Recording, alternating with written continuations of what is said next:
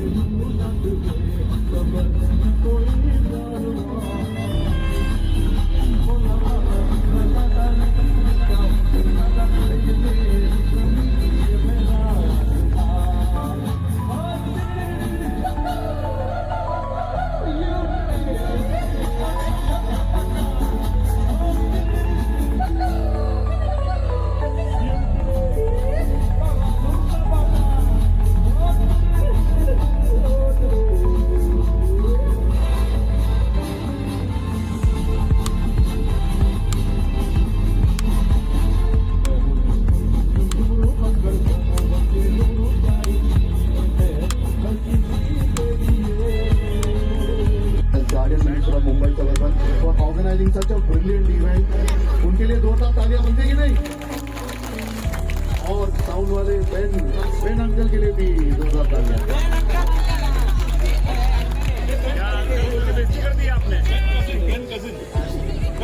छोटे बच्चे है ना, लुक लाइक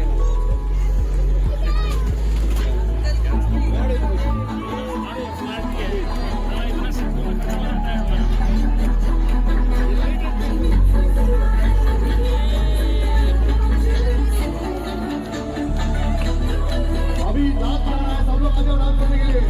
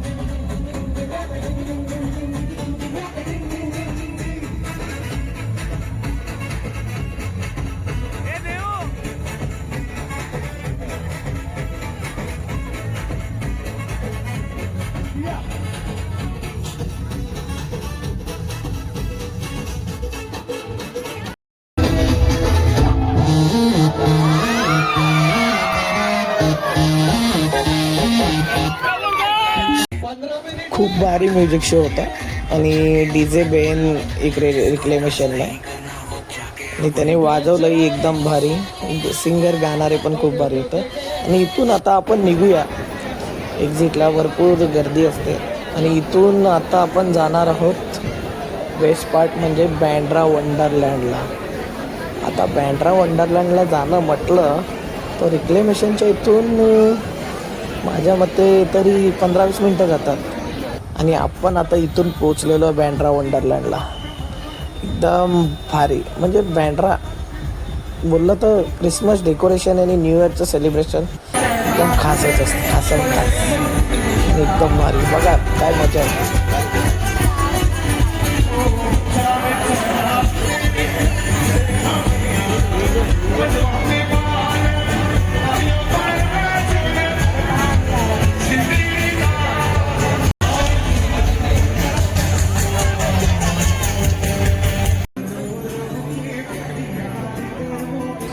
बाप्पा, या मुंबई सिरीजच्या पार्ट 2 मध्ये वंडरलँडची पण वाईब काय बाप्पा, काय मजा आहे. म्हणजे म्युझिक शो पण ज्याने वाजवलं आहे ना, असं वाटतं की त्याचा तरी ब्रेकअप झाला, काय ते जेवढे आले तेवढ्यांचा तरी ब्रेकअप झाला. म्हणजे नवीन वर्ष ना, नवीन वर्षात काहीतरी असं असतं की यार आपण एन्जॉय करायला आलो आहे. काय आपण असं वाटतं की इथं sad song continue sad song चालू होते आणि त्याच्यात थोडा मूड असा झाला की अरे यार, कालच बायको सोडून गेली किंवा गर्लफ्रेंड सोडून गेली आणि आज गायला आला आहे. तरी पण बघू आपण. खूप सुंदर असा वंडरलँडचं डेकोरेशन आहे, फुल भारी मजा वाटते. आणि बाजूला पण फूड स्टॉल वगैरे आहे, पिझ्झा झाला, रोल झालं किंवा कुनाफा वगैरे, सर्व छान, एकदम मस्त. I love Mumbai. माझ्या सिरीजचा सेकंड पार्ट आहे, खूप सुंदर झाला आहे. तर मला मित्रांनो तुमच्याकडनं फक्त एकच गोष्ट हवी आहे, मला सबस्क्राईब करा, माझ्या व्हिडिओला लाईक करा आणि मला नक्की सांगा की व्हिडिओ तुम्हाला कसा वाटला, एक कमेंटमध्ये सांगा मला.